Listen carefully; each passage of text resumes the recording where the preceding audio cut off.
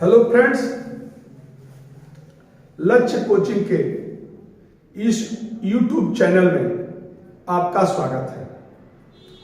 तो बच्चों, आज हम जैन धर्म के पार्ट 2 के बारे में पढ़ेंगे। इसके पहले हम लोगों ने धार्मिक आंदोलन में बौद्ध धर्म पढ़ा था और फिर जैन धर्म हम लोगों ने देखा। जैन धर्म के पार्ट 1 में हमने बताया था कि जैन धर्म क्या है, जैन धर्म के तीर्थंकर कैसे हैं। फिर हम लोगों ने महावीर स्वामी के जीवन शिक्षाएं और कैसे महावीर स्वामी ने गृह त्याग किया, कैसे उन्हें कैवल्य यानी ज्ञान की प्राप्ति हुई, किस तरह महावीर स्वामी ने अपने जीवन काल में जैन धर्म का प्रचार किया और अंततः उन्हें कैसे कैवल्य की प्राप्ति हुई।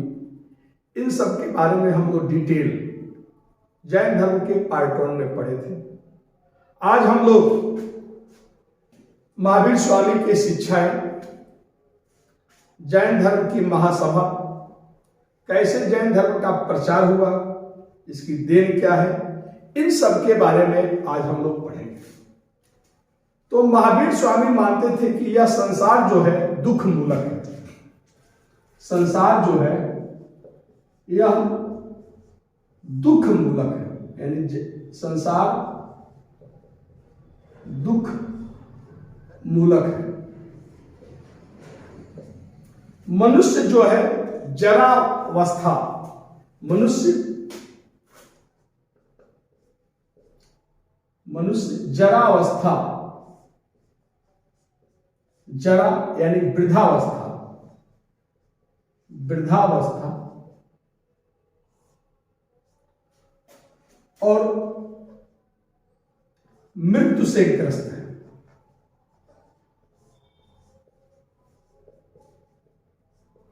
मृत्यु से ग्रस्त है, यानी महावीर स्वामी का मानना था कि संसार दुख मूलक है और लोग जो हैं, व्यक्ति जो हैं, वह जरा और मरण से ग्रस्त है, यानी बुढ़ापा और मृत्यु से परेशान है। जीवन में लोगों को तृष्णा घेरे रहता है, मनुष्य को तृष्णा घेरे रहता है और इसी तृष्णा के कारण, लोभ के कारण मनुष्य दुखित रहता है। संसार के त्याग से यानी संन्यास लेने से ही लोग इन तृष्णाओं से मुक्त हो पाते हैं और सच्चे सुख, वास्तविक सुख को प्राप्त करते हैं। महावीर स्वामी ईश्वर के अस्तित्व में विश्वास नहीं करते थे। बौद्ध धर्म की तरह महावीर स्वामी भी नास्तिक थे, यानी ईश्वर के अस्तित्व में विश्वास नहीं करते थे, किंतु संसार को एक वास्तविक सत्य मानते थे कि संसार जो है एक सत्य है, यह अनादिकाल से चला आ रहा है और इसी तरह संसार चलता रहेगा। तो इन्होंने संसार को एक वास्तविक सत्य माना, लेकिन ईश्वर के अस्तित्व में महावीर स्वामी विश्वास नहीं करते थे।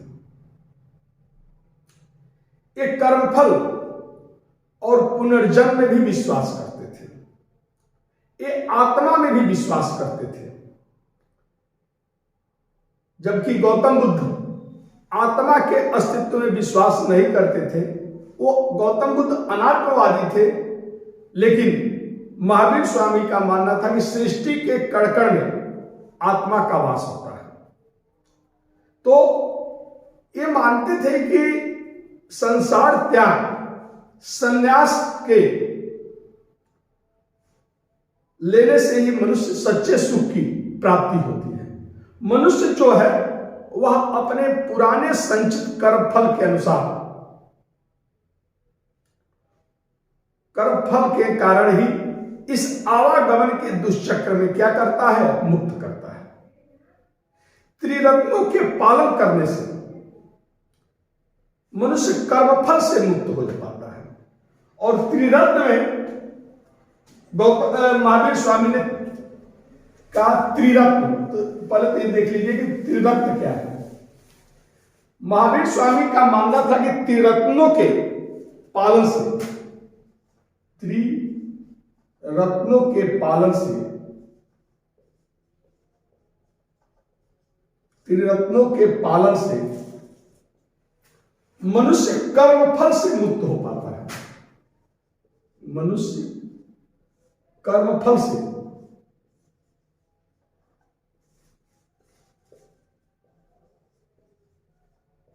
मुक्त होता है।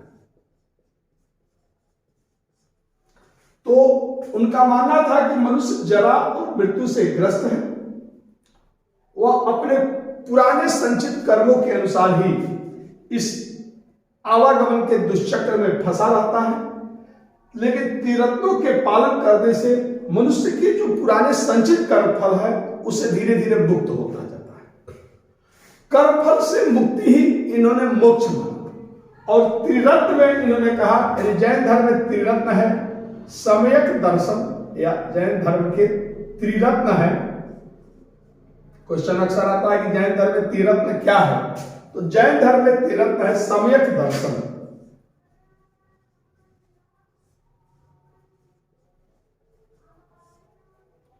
पहला है त्रिरत्न में, पहला है सम्यक दर्शन, दूसरा है सम्यक ज्ञान,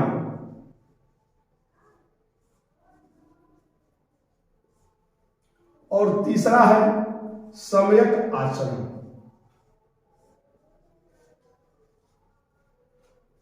आचरण तो त्रिरत्न के पालन करने से मनुष्य कर्मफल से मुक्त होता है। और तो त्रिरत्न में आता है सम्यक दर्शन, सम्यक ज्ञान और सम्यक आचरण। इनका मानना था कि सत्य में विश्वास ही, सत्य में विश्वास सम्यक दर्शन है।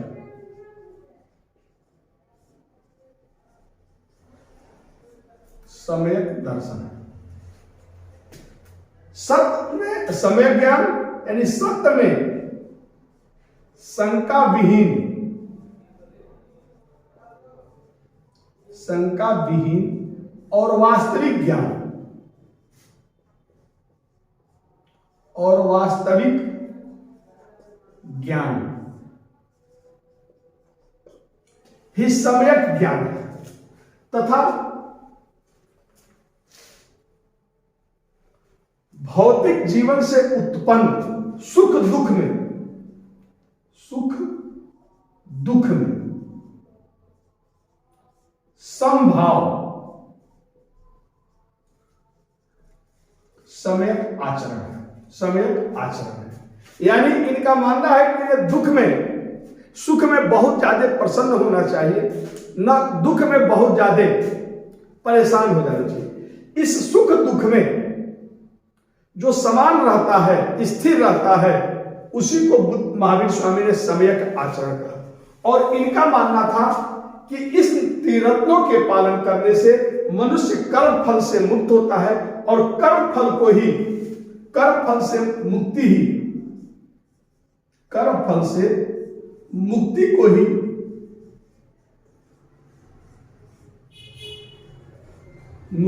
ही जैन धर्म में निर्वाण कहा गया है। निर्वाण कहा गया है। और यहीं से वास्तविक सुख की प्राप्ति होती है। तो महावीर स्वामी जो है वह कहते हैं कि संसार को नित्य और शाश्वत मानते हैं, यानी संसार में वो विश्वास करते हैं। तो वह कहते हैं कि यह संसार दो चीजों से बना है। महावीर स्वामी जो है वो मानते थे कि संसार जो है दो चीजों से बना है, जीव और अजीव। तो महावीर स्वामी मानते थे कि संसार दो तत्वों से मिलकर बना है, जीव और अजीव। उनका मानना था कि संसार दो तत्वों से मिलकर बना है,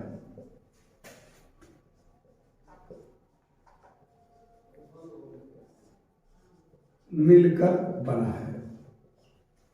पहला है जीव और दूसरा है अजीव। इन्होंने जीव को चेतन तत्व कहा, जबकि अजीव को जड़ तत्व कहा। जड़ तत्व कहा। इन्होंने कहा कि अजीव को 5 भागों में, अजीव को 5 भागों में, 5 भागों में बांटा जा सकता है। इन्होंने बताया था कि अजीव को 5 भागों में बांटा जा सकता है। पहला है पुद्गल, पुद्गल। दूसरा है आकाश,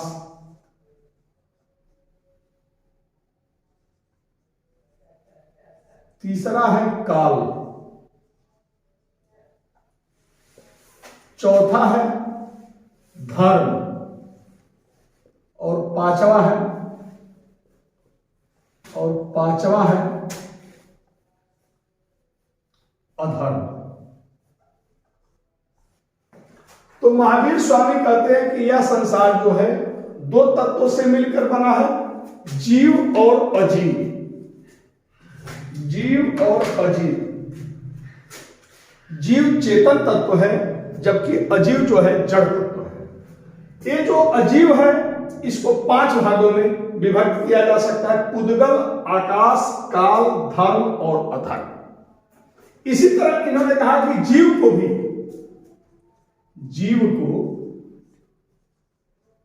2 भागों में बांटा जाता है, या जीव के 2 तत्व होते हैं,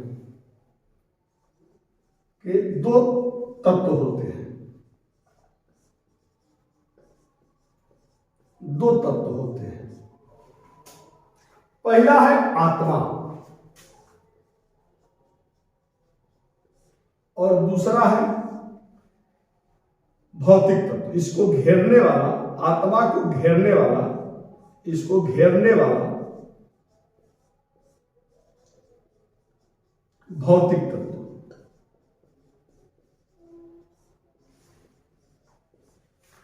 इसको घेरने वाला भौतिक तत्व। तो इनका मानना है कि जीव के 2 तत्व हैं, पहला है आत्मा और दूसरा है इसको घेरने वाला भौतिक तत्व। यह जो घेरने वाला भौतिक तत्व है यही लोभ का कारण है, और त्रिरत्नों को पालन करने से ये जो घेरने वाला भौतिक तत्व है वह धीरे धीरे समाप्त हो जाता है। और जब एक भौतिक तत्व, यानी इसको कर्मफल भी कह सकते हैं, कर्मफल।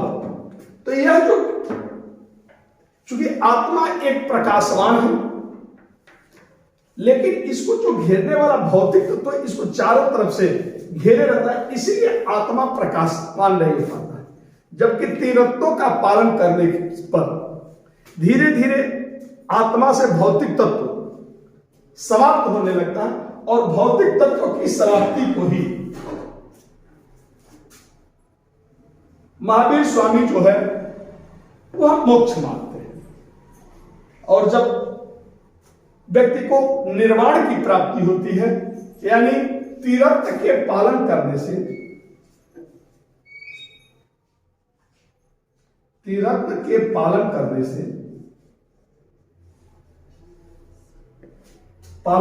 से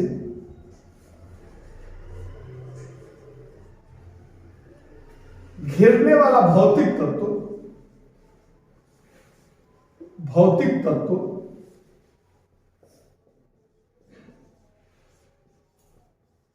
घेरने वाला भौतिक तत्व समाप्त हो जाता है,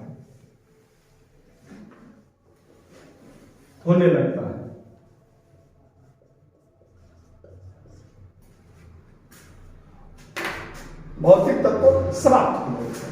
और जब आत्मा से कर्मफल समाप्त हो जाता है, यानी कर्मफल की समाप्ति को ही, कर्मफल की समाप्ति को ही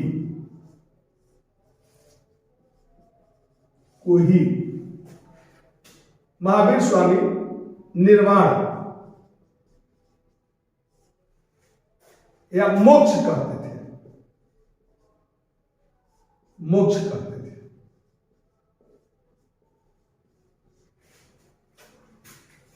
और इनका मानना था कि मोक्ष की प्राप्ति के बाद, मोक्ष की प्राप्ति के बाद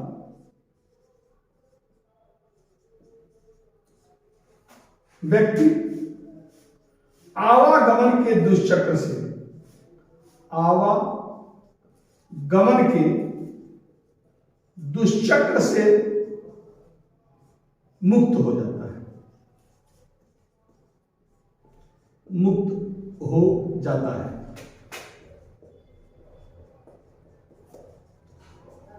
तो महावीर स्वामी त्रिरत्नों के पालन पर सबसे अधिक जोर देते थे। उनका मानना था कि त्रिरत्न के पालन से व्यक्ति आवागमन के दुष्चक्र से मुक्त हो जाता है और उसे अनंत ज्ञान क्या मिलता है? अनंत ज्ञान, अनंत वीर्य, अनंत वीर्य, अनंत सुख, अनंत दर्शन और अनंत सुख।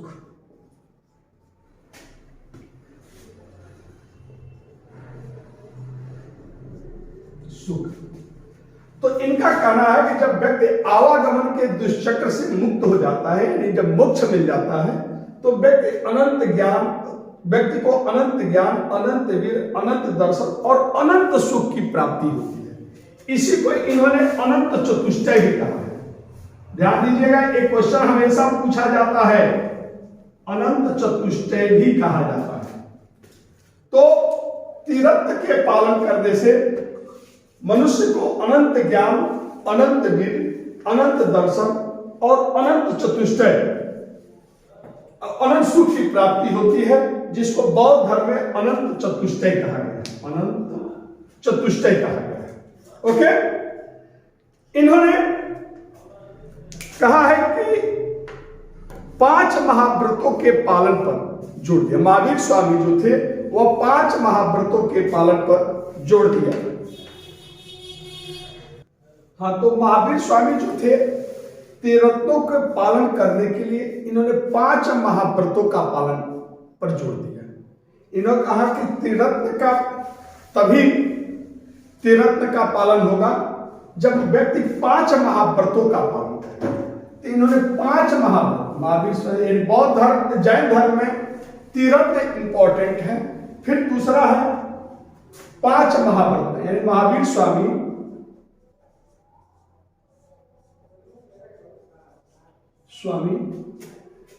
5 महाव्रत,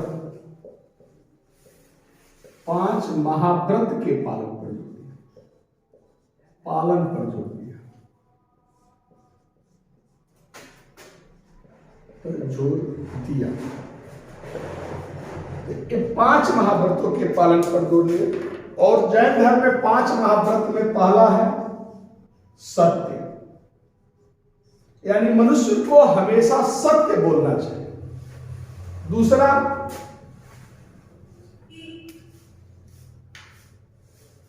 अहिंसा, यानी किसी भी प्रकार की हिंसा से बचना चाहिए। जैन धर्म में सबसे ज्यादा जोर अहिंसा पर दिया गया।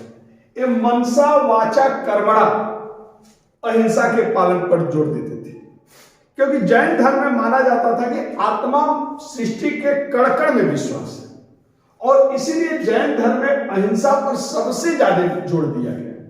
किसी भी प्रकार से जीव हत्या पर इसमें निषेध किया गया, बल्कि जीव हत्या का मन में विचार भी ना हो, यानी मनसा वाचा कर्मणा, ये अहिंसा पर जोर दिए। इसलिए कभी कभी अहिंसा का पर्व, हास्यास्पद परिणाम भी निकला। जैसे कई सारे जो कट्टर जैन अनुयायी थे वह अहिंसा को महापाप माने, इसलिए जैनी जो थे वह रास्ते को बुहारते हुए चलते थे ताकि पैरों से कोई कीट पतंग दबकर मर न जाए। पानी पीते थे तो छान कर पीते थे ताकि पानी के साथ कोई कीट कीटाणु अंदर जाकर के वह न मर जाए। यहां तक कि कुछ जैन शासकों ने अगर कोई व्यक्ति चल रहा है अनजाने में चींटी मर गई तो उसके नजर में यह महापाप हो गया और उसके बदले में वह सजा ये मौत देता था। तो जैन धर्म में अहिंसा को हास्यास्पद स्थिति में ले जा पहुंचा दिया गया। तो इनका सबसे ज्यादा जोर अहिंसा पर था। ये मनसा वाचा कर्मणा अहिंसा के पालन पर जोड़ दिया, ठीक ना।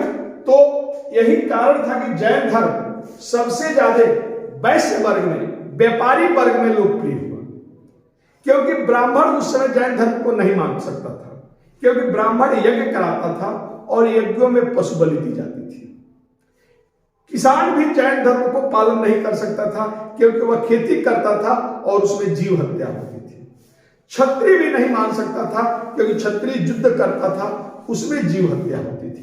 एक व्यापार ही ऐसा कर्म है जिसमें जीव हत्या नहीं होती है, इसलिए सबसे ज्यादा यह व्यापारी वर्ग में, वैश्य वर्ग में लोकप्रिय हुआ। शूद्र भी इसको नहीं मान सकता था क्योंकि वो सफाई का काम करता था, साफ सफाई का काम करता था, उसमें भी जीव हत्या होती थी। तो सबसे ज्यादा जोर जैन धर्म पर अहिंसा में दिया गया और इसीलिए जैन धर्म सबसे ज्यादा वैश्य वर्ग में लोकप्रिय हुआ। ध्यान रखिए, क्वेश्चन हमेशा पूछा जाता है कि जैन धर्म किसमें लोकप्रिय रहा, तो जैन धर्म हमें वैश्य वर्ग में लोकप्रिय हुआ। इसका रीजन यही अहिंसा था। तो सत्य, अहिंसा। तीसरा था अस्तेय। अस्तेय का मतलब होता है चोरी न करना, चोरी न करना। चौथा होता है अपरिग्रह, यानी धन संग्रह न करना।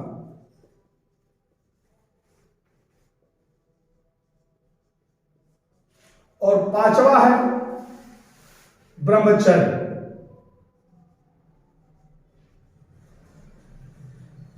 ब्रह्मचर्य के पालन पर जोर दिया। तो चार इसमें से पहले तो ये चार जो थे ये पहले पार्श्वनाथ के समय में ही प्रचलित था। पार्श्वनाथ ने ही इसका प्रचार किया। पांचवा इसमें जोड़ा था ब्रह्मचर्य को महावीर स्वामी ने। और इन 5 महाव्रतों के पालन पर इन्होंने कठोरता से जोर दिया। लेकिन गृहस्थों में, चूंकि इनके अनुयायियों में गृहस्थ और सन्यासी दोनों के लिए था, भिक्षु भिक्षुड़ियों के लिए भी था और गृहस्थ में श्रावक श्राविकाओं के लिए भी था। तो सन्यासियों को, भिक्षुओं को तो इसको कठोरता से पालन करना था, इसलिए इसको महाव्रत कहा गया। लेकिन जो गृहस्थ थे वह इसको बहुत कठोरता से पालन नहीं कर सकते थे, तो गृहस्थ के लिए इसको अणुव्रत कहा गया। गृहस्थ के लिए इसको अणुव्रत कहा गया, अणुव्रत कहा गया। तो इन्होंने 5 महाव्रतों के पालन पर जोर दिया। महावीर स्वामी जो थे, इनके मत को अनेकांतवाद, स्यादवाद या सप्तभंगी न्याय के नाम से भी जाना जाता है। महावीर स्वामी के मत को स्यादवाद या इसको अनेकांतवाद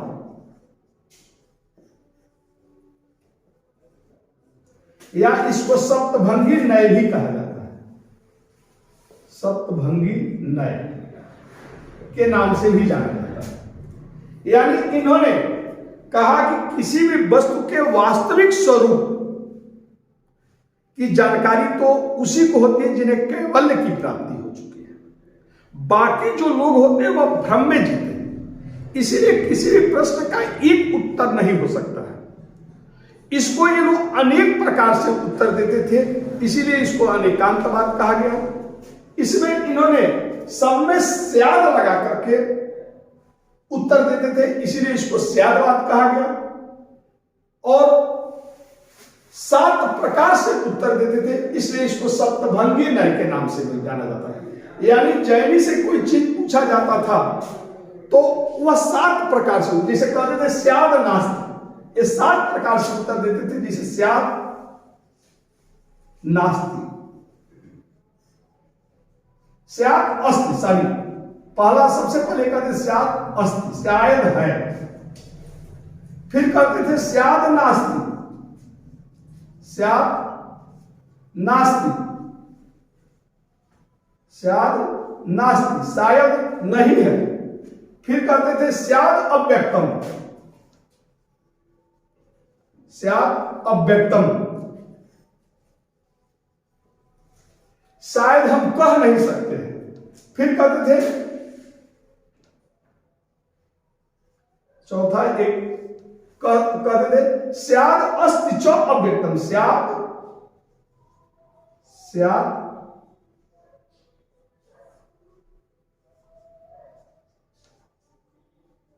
स्याद अस्ति च अव्यक्तम।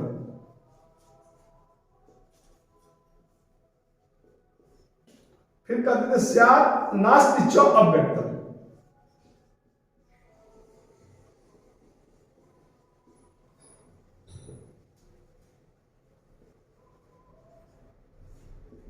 और फिर कहते थे स्याद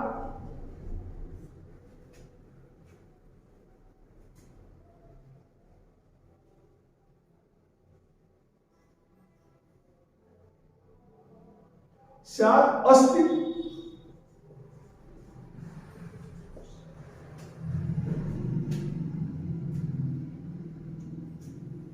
स्याद अस्ति च नास्ति च, स्याद अस्ति च नास्ति च अव्यक्तम।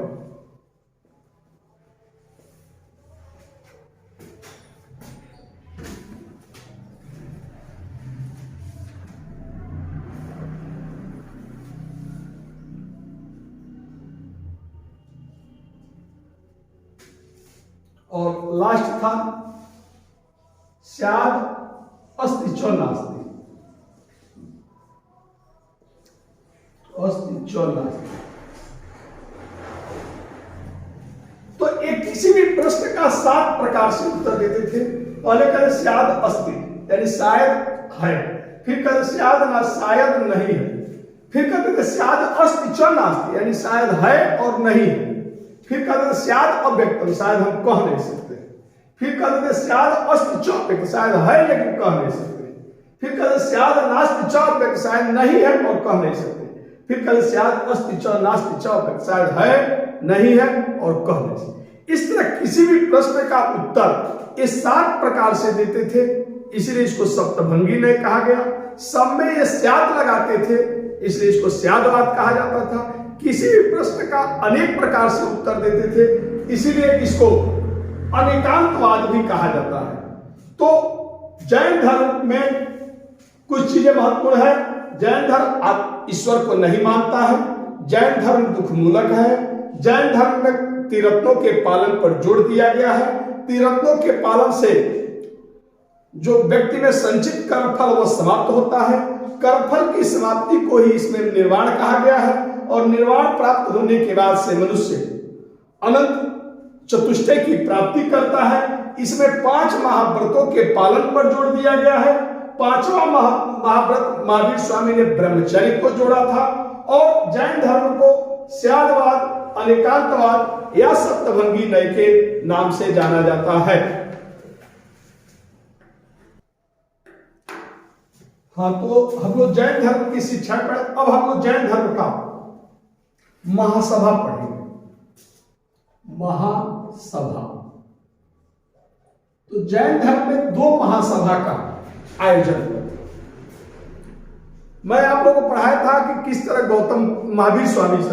महावीर स्वामी काशी में संघ का गठन किया था। महावीर स्वामी जब अपने मत का प्रचार करने लगे तो अकेले पूरे जैन धर्म का प्रचार नहीं कर सकते थे, क्योंकि उस समय आधुनिक संचार माध्यम नहीं था। सबसे तीव्रगामी माध्यम घोड़ा था। तो अकेले महावीर स्वामी पूरे भारत में जैन धर्म का प्रचार नहीं कर सकते थे, इसीलिए उन्होंने काशी में संघ का गठन किया। महावीर स्वामी ने काशी में संघ का गठन किया, संघ का गठन किया। काशी में इन्होंने संघ का गठन किया था। यह संयोग है कि गौतम बुद्ध ने भी संघ का गठन काशी में ही किया, महावीर स्वामी ने भी संघ का गठन काशी में ही किया था। यह धर्म मैंने बताया था कि ब्राह्मण और क्षत्रियों के बीच वर्चस्व संघर्ष की लड़ाई का परिणाम, कहीं ना कहीं यह लड़ाई दोनों के बीच में जो वर्चस्व की लड़ाई थी, यह धार्मिक आंदोलन के जन्म का मुख्य कारण है।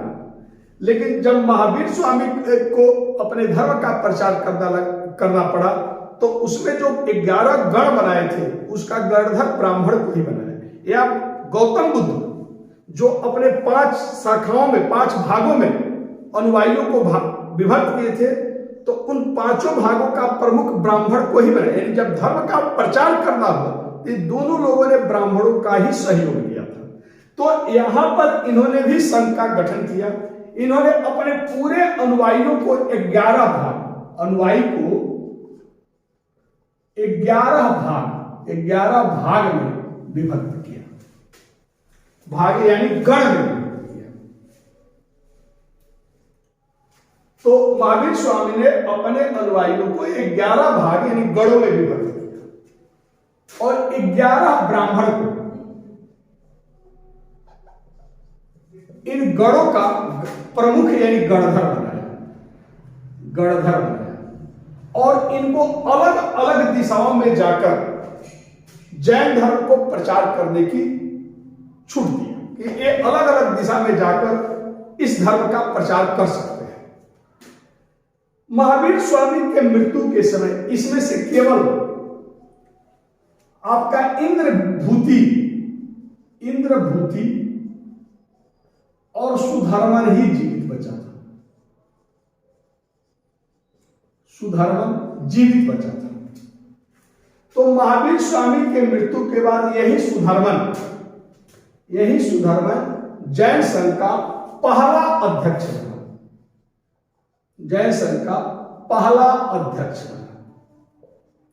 तो सुधर्मन जो था वह जैन संघ का पहला अध्यक्ष बना था।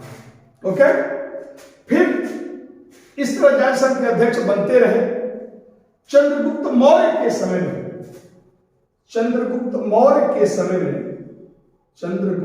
मौर्य वंश का ये संस्थापक था चंद्रगुप्त मौर्य के समय में भद्रबाहु जैन संघ का अध्यक्ष था। भद्रबाहु जैन संघ का अध्यक्ष था। भद्रबाहु जो था वह जैन संघ का अध्यक्ष था। तो चंद्रगुप्त मौर्य जो मौर्य वंश का संस्थापक था और पहले ब्राह्मण धर्मानुयायी था, लेकिन भद्रबाहु से प्रभावित होकर इसने भी जैन धर्म को स्वीकार कर दिया था। तो चंद्रगुप्त मौर्य के समय में ये आपका भद्रबाहु जैन संघ का अध्यक्ष था। चंद्रगुप्त मौर्य के अंतिम समय में मगध में 12 वर्षों का भीषण अकाल था। यानी यह अकाल इतने लंबे समय तक रहा। चंद्रगुप्त मौर्य ने अकाल पीड़ितों को बचाने के लिए यथासंभव प्रयत्न भी किया। उसने अपने राजकीय कोषागार से अनाज का वितरण भी करा, लेकिन अकाल 12 साल तक रहा। आज भी अगर अकाल 12 साल पड़ जाए तो लोगों की स्थिति जीना दुभर हो जाएगा, और वह अकाल 12 साल तक रहा। लोग भूख से मरने लगे। प्रजा के जब कष्ट को देखा तो चंद्रगुप्त मौर्य भी क्षुब्ध हो गया। इधर अकाल से परेशान होकर भद्रबाहु भी अपने शिष्यों को लिए, और जब शिष्यों को लिए तो उसी के साथ चंद्रगुप्त मौर्य ने अपने लड़के बिंदुसार को सम्राट घोषित कर दिया और स्वयं राजनीति से संन्यास कर दिया। और भद्रबाहु के साथ चंद्रगुप्त मौर्य और तमाम बौद्ध भिक्षुओं को लेकर भद्रबाहु अपने समर्थकों को लेकर श्रवण बेलगोला चले गए। कहां चले गए? श्रवण बेलगोला चले गए। ये आपका मैसूर कर्नाटक में पड़ता है। तो श्रवणबेलगोला यानी मैसूर कर्नाटक में चले गए और इनके अनुपस्थिति में स्थूलभद्र जैन संघ का अध्यक्ष बन चुका था। तो जैन संघ का अध्यक्ष थे भद्रबाहु जब मैसूर दक्षिण भारत चले गए तो उनके अनुपस्थिति में स्थूलभद्र जैन संघ का अध्यक्ष बन गया। अकाल की समाप्ति के बाद भद्रबाहु भी वापस लौट कर आए। जब वापस लौट कर आया तो इसका स्थूलभद्र के अनुयायियों के साथ मतभेद उत्पन्न हो गया और इस मतभेद को दूर करने के लिए पाटलिपुत्र में प्रथम जैन महासभा का आयोजन किया गया। प्रथम जैन महासभा का आयोजन किया गया, यानी यह 4th शताब्दी ईसा पूर्व में हुआ था। पाटलिपुत्र में हुआ था, जगह का था पाटलिपुत्र। तो पहली जो जैन महासभा थी, प्रथम जैन महासभा पाटलिपुत्र में हुआ और इसकी अध्यक्षता स्थूलभद्र ने किया। चूंकि स्थूलभद्र लोकल था और जबकि भद्रबाहु 12 साल तक बाहर रहे थे, इसलिए पाटलिपुत्र में स्थूलभद्र का प्रभाव ज्यादा था और यही जैन संघ का अध्यक्ष बना। और इसमें जैन धर्म, इस महासभा में जैन धर्म स्पष्ट रूप से 2 भागों में विभक्त हो गया। स्थूलभद्र के अनुयायी श्वेतांबर और भद्रबाहु के अनुयायी दिगंबर। तो इस तरह पहली जैन महासभा में जैन धर्म स्पष्ट रूप से 2 भागों में विभक्त हो गया, श्वेतांबर और दिगंबर। स्थूलभद्र के अनुयायी श्वेतांबर कहलाए, भद्रबाहु के अनुयायी दिगंबर कहलाए। श्वेतांबर संप्रदाय के अनुयायी श्वेत वस्त्र धारण करते थे, जबकि दिगंबर जो संप्रदाय के अनुयायी थे वो नग्न धारण करते थे। और इसी में 12 अंगों की, इस पहली महासभा में 12 अंग की रचना, 12 अंग की रचना, इसमें 12 अंग की रचना करनी थी। तो जैन धर्म पहली जैन महासभा में 2 भागों में विभक्त हो गया, श्वेतांबर और दिगंबर। तो जहां श्वेतांबर संप्रदाय था वह उदारवादी था, जबकि दिगंबर संप्रदाय जो था वह कठोर था। यानी जिस तरह बौद्ध धर्म में हीनयान थे और महायान थे, जिस तरह हीनयान रूढ़िवादी थे वैसे ही दिगंबर था, और जैसे महायान उदारवादी था वैसे श्वेतांबर था। यानी श्वेतांबर संप्रदाय, श्वेतांबर यहां पर पढ़ा दे रहा हूं, श्वेतांबर ये रूढ़िवादी थे। क्या थे? रूढ़िवादी थे। ये रूढ़िवादी थे, यानी इनका मानना था कि जैन धर्म में किसी भी प्रकार का परिवर्तन नहीं होना चाहिए। जो महावीर स्वामी के समय का जैन धर्म था वह उसी प्रकार चलते रहे, जबकि श्वेतांबर संप्रदाय के लोग, दिगंबर संप्रदाय के लोग रूढ़िवादी थे, एक किसी भी प्रकार के परिवर्तन के विरोधी थे, जबकि श्वेतांबर संप्रदाय के जो लोग थे वह विचारों से उदारवादी थे। दिगंबर रूढ़िवादी था, श्वेतांबर उदारवादी था। दिगंबर का मानना था कि जो महावीर स्वामी के समय का नियम था वह पालन होता रहे, जबकि इनका मानना था कि अब महावीर स्वामी की मृत्यु काफी दिन हो गया, अब चूंकि महावीर स्वामी ने जो नियम बनाया वह उस समय की परिस्थिति के अनुरूप बनाया, अब परिस्थिति में परिवर्तन हो गया, इसलिए इसमें कुछ छूट दिया जाए। तो यह उदारवादी था या रूढ़िवादी था। दिगंबर संप्रदाय में मल्लिनाथ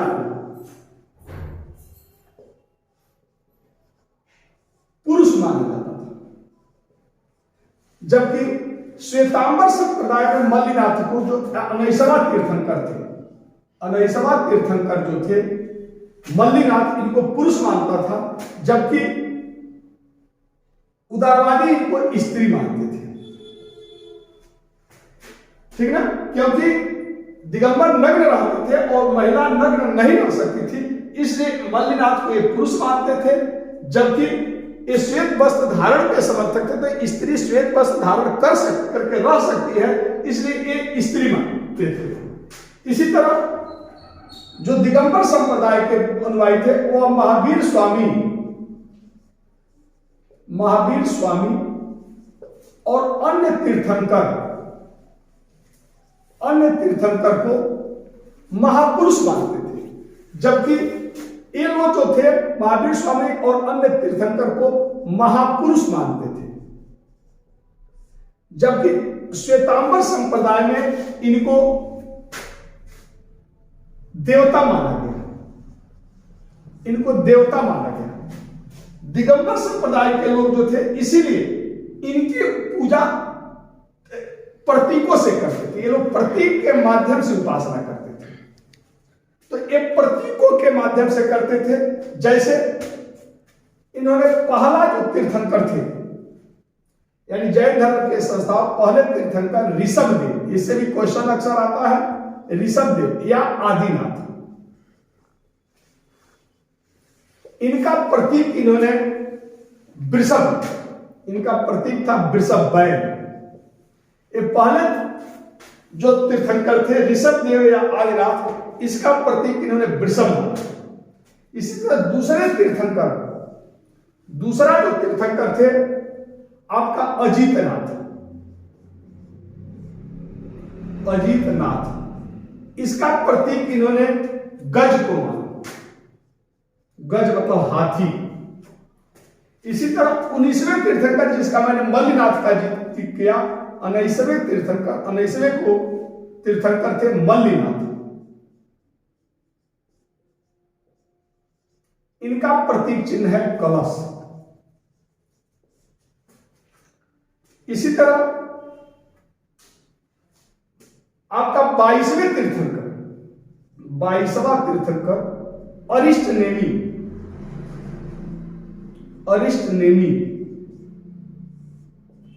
नेमी का प्रतीक चिन्ह था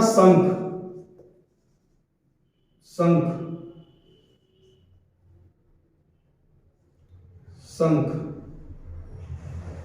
प्रतीक चिन्ह था शंख। इसको भी मिटा दे रहे हैं, शंख। और मैंने बताया था कि पहले से लेकर 22वें तीर्थंकर तक, अरिष्ट नेमी तक को अनैतिहासिक कहा जाता है। तो इसमें से एक प्रमुख तीर्थंकरों का मैंने प्रतीक बताया, ऐसे सभी तीर्थंकरों के अपने प्रतीक होते थे। पहले ऐतिहासिक तीर्थंकर थे 23वां तीर्थंकर पार्श्वनाथ, इनका प्रतीक था आपका सर्प फण। और 24वें तथा अंतिम तीर्थंकर थे महावीर स्वामी, यही जैन धर्म के वास्तविक प्रचारक भी थे। तो महावीर स्वामी का प्रतीक था सिंह। तो दिगंबर में महावीर स्वामी और अन्य तीर्थंकर थे, इनकी पूजा प्रतीकों के माध्यम से किया जाता था, इनकी पूजा प्रतीक के माध्यम से होती थी। जबकि श्वेतांबर संप्रदाय में इनको देवता माना गया, महावीर स्वामी और इनकी मंदिर में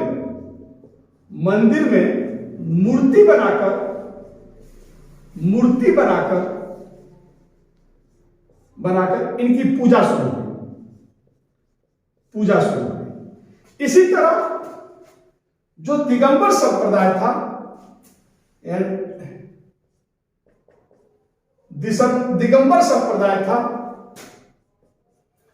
वह उसके जो ग्रंथ है प्राकृत भाषा में लिखे गए। महावीर स्वामी ने अपना उपदेश की प्राकृत भाषा, जो उस समय की जन भाषा थी, प्राकृत भाषा। तो दिगंबर संप्रदाय के अनुयायी प्राकृत भाषा में अपनी किताब लिखे, जबकि श्वेतांबर संप्रदाय के अनुयायी अपनी किताब संस्कृत भाषा में। तो ये हुआ प्रथम महासभा। इसी तरह दूसरी महासभा गुजरात के वल्लभी में हुई।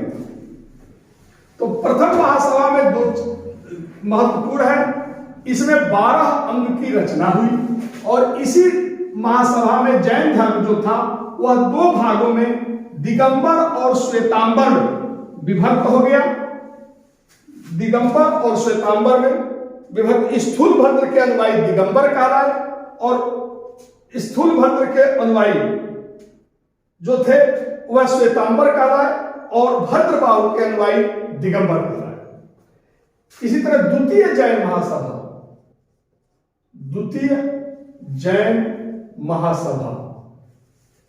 ये द्वितीय जैन महासभा आपका 513 या 526 ईस्वी में या 526 ईस्वी में गुजरात के वल्लभी में हुआ। गुजरात के वल्लभी में हुआ, गुजरात के वल्लभी में आयोजित हुआ। इसमें इसकी अध्यक्षता, इस द्वितीय जैन महासभा की अध्यक्षता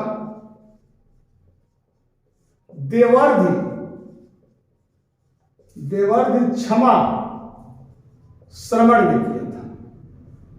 देवर्धि क्षमा श्रवण ने किया था। तो द्वितीय जैन महासभा 513 या 526 ईस्वी में गुजरात के वल्लभी में हुआ, जिसकी अध्यक्षता देवर्धि क्षमा श्रवण ने किया था।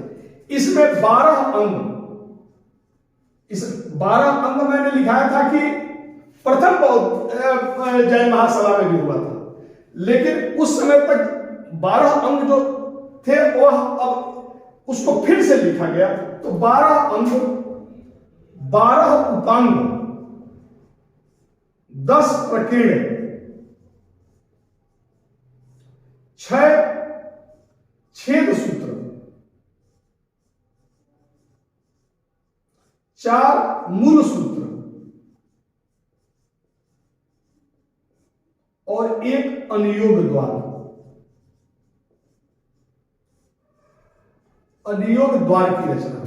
तो इसमें 12 अंग, 12 उपांग, 10 प्रकीर्ण, 6 छंद सूत्र, 4 मूल सूत्र और 1 अनुयोग द्वार ग्रंथ लिखा गया था। तो ये जैन धर्म में 2 महासभा का आयोजन हुआ था। पहली महासभा जब में भद्रबाहु और स्थूलभद्र के बीच जब विवाद हुआ तो उस विवाद को दूर करने के लिए हुआ था, और द्वितीय महासभा जैन ग्रंथों की रचना के लिए हुआ था। और इसमें 12 अंग, 12 उपांग, 10 प्रकीर्ण, 6 छंद सूत्र, 4 मूल सूत्र और 1 अनुयोग द्वार की रचना हुई। जैन ग्रंथ को आगम कहा जाता है। जैन ग्रंथ को आगम कहा जाता है। आगम, ठीक। तो ये हुआ जैन महासभा। हाँ, तो जैन धर्म का विकास हम लोग पढ़ेंगे। जैन धर्म का विकास,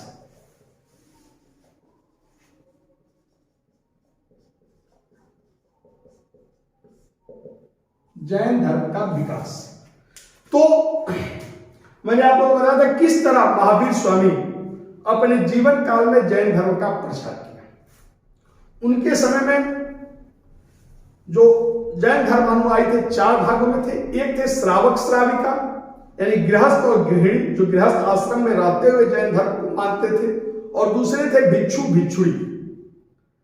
तो उनका खुद का मामा, महावीर स्वामी का मामा जो था चेटक, मामा चेटक जो था वह जैन धर्म को स्वीकार किया था। इसी तरह मैंने बताया था कि मातृपक्ष से इनकी मातृ त्रिशला का ये भाई था, और इसने उस समय अपनी पुत्रियों का विवाह उस समय के प्रमुख राजघरानों में किया था। तो खुद चेतक ने जैन धर्म को स्वीकार कर लिया, और इसने जैन धर्म के स्वीकार कराने में अपने भांजे महावीर स्वामी का काफी हेल्प किया था। इसी तरह मगध नरेश मगध नरेश, अजात शत्रु, मगध नरेश बिंबिसार, बिंबिसार ने भी जैन धर्म को स्वीकार किया था। या कौशल नरेश, कौशल नरेश प्रसेनजीत, प्रसेनजीत भी जैन धर्म को स्वीकार किए थे। हालांकि ये सब बौद्ध धर्म को भी स्वीकार किए थे। ये लोग धार्मिक रूप से उदार थे तो इन्होंने जैन धर्म को भी स्वीकार किया। इसी तरह चंपा नरेश, दधिवाहन, दधिवाहन भी जैन धर्म को स्वीकार किया था और इसने भी जैन धर्म के प्रचार में अहम भूमिका निभाया।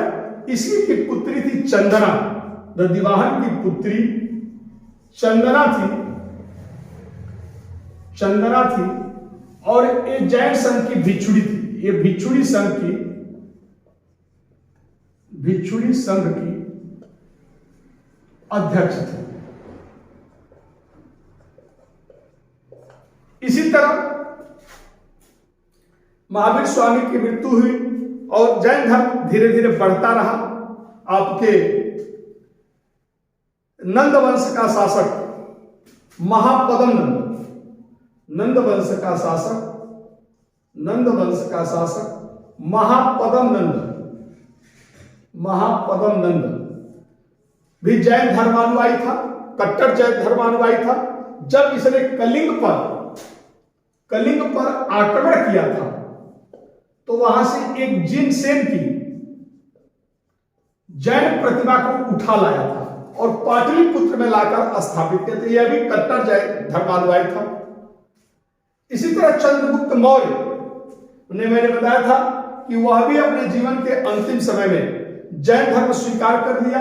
यानी मौर्य वंश के शासक चंद्रगुप्त मौर्य जैन धर्म को स्वीकार कर लिया था और यहां तक कि आपका भद्रबाहु के साथ, जैन भिक्षु भद्रबाहु के साथ श्रवण बेलगोला चला गया और वहीं पर संलेखन विधि से अपना प्राण त्याग दिया था। यानी इसने भी जैन धर्म को संरक्षण दिया। अशोक का पौत्र संप्रति, ये भी मौर्य शासक था, संप्रति भी जैन धर्म को संरक्षण प्रदान किया था। इसी तरह कलिंग के शासक कलिंग नरेश, कलिंग नरेश खारवेल, खारवेल भी जैन धर्म को संरक्षण दिया था और खारवेल ने जैन धर्म को संरक्षण दिया था। इसने पाटलिपुत्र पर आक्रमण किया और जिस जैन प्रतिमा को उठाकर महापदम ने पाटलिपुत्र ले गया था उसको फिर से इसने, खारवेल ने कलिंग लाया और कलिंग में स्थापित किया। इसने जैन भिक्षुओं के निवास के लिए गुफा विहार भी बनवाया था, गुफा विहार भी बनवाया था और इसने हाथी गुंफा अभिलेख लिखवाया था और उस हाथी गुंफा अभिलेख में जैन धर्म के बारे में वर्णन किया था। यानी हाथी गुंफा अभिलेख जैन धर्म का प्राचीनतम अभिलेखीय साक्ष्य है। यानी खारवेल भी जैन धर्मानुयायी था। तो कुल मिलाकर जैन धर्म धीरे धीरे बढ़ता रहा। आपके आगे चल करके चंदेल शासक, गंग शासक, आपका गुजरात के चालुक्य शासक, इन सभी ने जैन धर्म को संरक्षण दिया। आपका गंग नरेश, चामुंडराय, गंग नरेश का सेनापति थे चामुंडराय और इस चामुंडराय ने श्रवण बेलगोला में, श्रवण बेलगोला जो मैंने अभी बताया था कि ये मैसूर कर्नाटक में पड़ता है, श्रवण बेलगोला में इसने गोमतेश्वर प्रतिमा का निर्माण किया था। गोमतेश्वर प्रतिमा का निर्माण किया, गोमतेश्वर की प्रतिमा का निर्माण किया था जो 70 फीट था और जैन धर्म की यह सबसे बड़ी प्रतिमा है। तो इसने चामुंडराय ने श्रवण बेलगोला में गोमतेश्वर प्रतिमा का निर्माण किया था। इसी तरह गुजरात के जो चालुक्य या सोलंकी शासक का मंत्री था बिमल शाह, बिमल शाह ने दिलवाड़ा में, राजस्थान के दिलवाड़ा में माउंट आबू पर्वत के पास, माउंट आबू पर्वत के पास जैन मंदिर का निर्माण करा था, जैन मंदिर बनवाया था। तो दिलवाड़ा का प्रसिद्ध जैन मंदिर का निर्माण बिमल शाह ने करा था, जो सोलंकी मंत्री था। और इसमें ऋषभदेव यानी पहले तीर्थंकर ऋषभदेव, गर्भगृह में इस मंदिर के पहले तीर्थंकर ऋषभदेव की मूर्ति है। फिर आगे भी जैन धर्म का प्रचार होता रहा। तो कुल मिलाकर जैन धर्म भारत में अपने बौद्ध धर्म के समान लोकप्रिय तो नहीं हुआ, लेकिन ये अपने अस्तित्व को बचाए रखने में सफल रहा। जैसे बौद्ध धर्म का प्रचार खूब हुआ, लेकिन 12वीं सदी तक आते थे भारत से बौद्ध धर्म समाप्त हो गया, जबकि जैन धर्म का अस्तित्व कभी समाप्त नहीं हुआ और जैन धर्म अभी तक बना हुआ है। तो ये जैन धर्म था। जैन धर्म का इसी तरह एक चीज बहुत फेमस करके पूछ देता है कि भद्रबाहु ने कल्पसूत्र, बहुत फेमस ग्रंथ है इसलिए लिखा दे रहा हूं, कल्पसूत्र नामक ग्रंथ की रचना किया था। और हेमचंद्र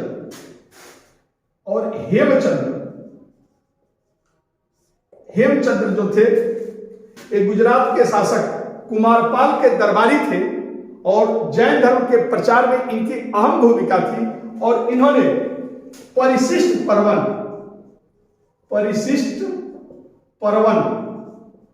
नामक ग्रंथ की रचना किया था। तो मित्रों, ये हुआ जैन धर्म और यहीं पर जैन धर्म को समाप्त कर रहे हैं। उम्मीद है कि आप लोगों को जैन धर्म एकदम क्लियर हो गया होगा। दोनों पार्ट अगर जैन धर्म का पढ़ेंगे तो कहीं कोई दिक्कत, जैन धर्म से कोई क्वेश्चन आप लोग का छूटेगा नहीं। ओके, धन्यवाद।